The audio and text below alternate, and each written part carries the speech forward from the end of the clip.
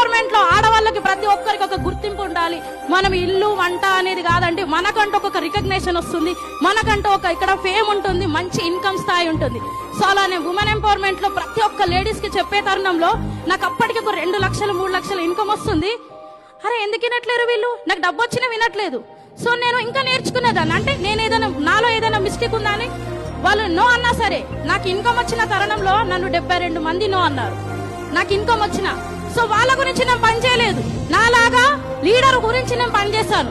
So మీరైనా సరే ఇక్కడికి వచ్చినాము ఎందుకు అంటే నా డ్రీమ్ సక్సెస్ అవ్వడానికి ఇక్కడికి వచ్చాము.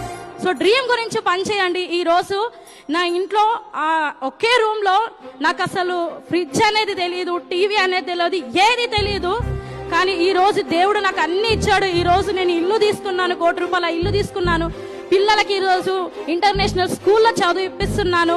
అండ్ ఈ రోజు 10,000 20,000 సంపాదిస్తామేమో ఈ వెస్టేజ్ ప్లాట్ఫామ్ లో అనుకున్నాం, కానీ 10 లక్షలు తీసుకుంటున్నామండి. God grace. థ్యాంక్ యూ విస్టేజ్ winning team. Thank you so much. Wish you well.